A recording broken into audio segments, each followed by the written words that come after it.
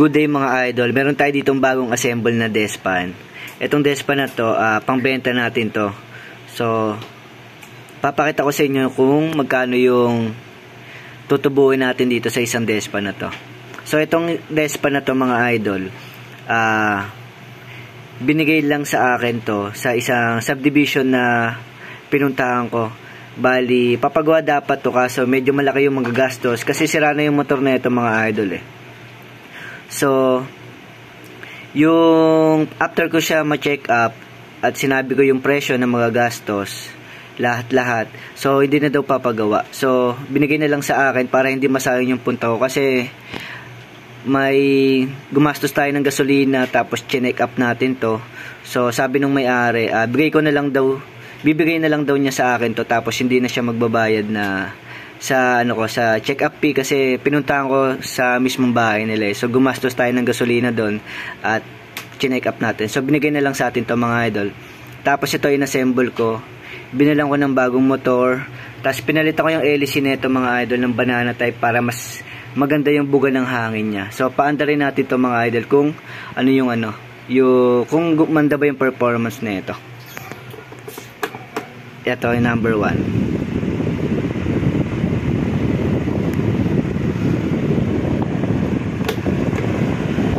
Number 2. So napakaganda nung niya, yung buga ng hangin buong buo. Ayan o.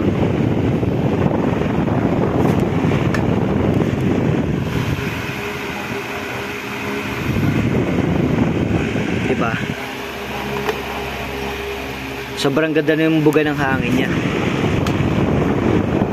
Kasi kung yung pa rin yung gagamitin ko, yung pinaka-original na hélice nito.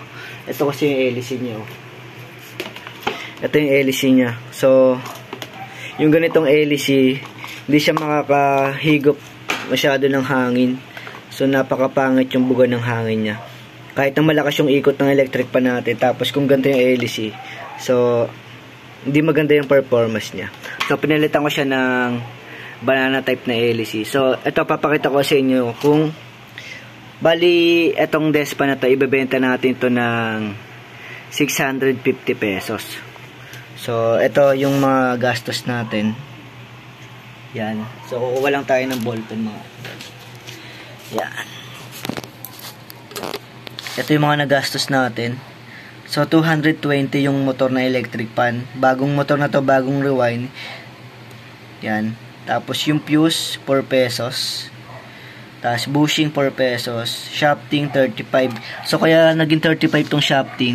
Bumili kasi ako dito sa electronic shop. Naubusan kasi ako ng shafting para dito sa despa na to. Tapos oil pump, 8 pesos. Capacitor, 11. Tapos yung hélice, 50 pesos. So compute natin to mga idol. Wait lang. Kung magkano.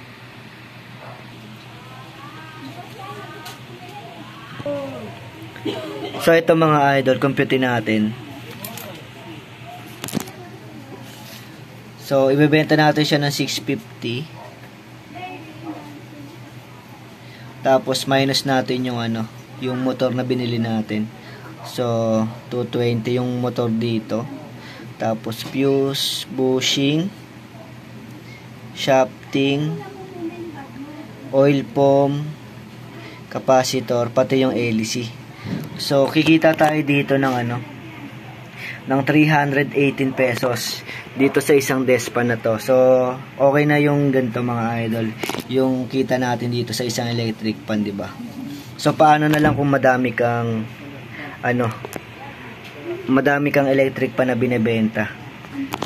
For example, nag-average ka ng 3 sa isang araw kung masipag ka, di ba? Times 3. So, depende pala sa sa sira ng electric pan kung magkano yung tutubuin mo. So, dito, 954. So, okay na okay yan mga idol. Tapos, may mga repair ka pa, diba? So, mas maganda talaga na umorder ka ng wholesale na pyesa.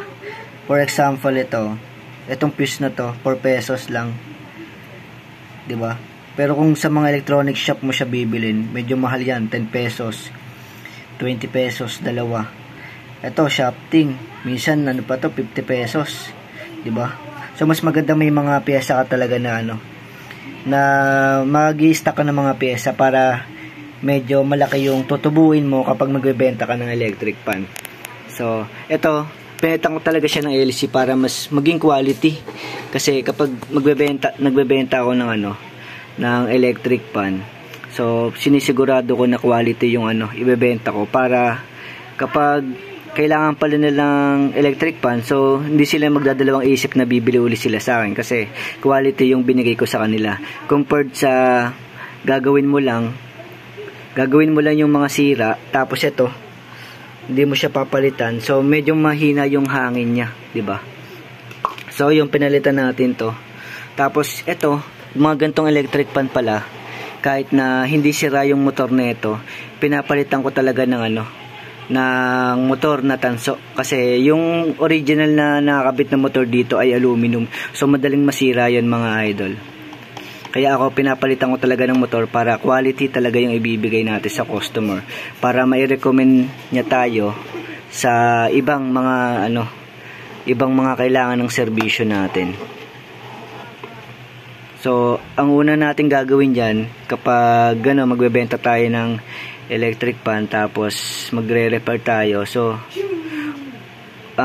isipin muna natin yung ano, yung pagpapaganda ng pangalan kaysa sa kikitain mo or tutubuin mo sa electric pan na ginagawa mo o sa mga binebenta mo.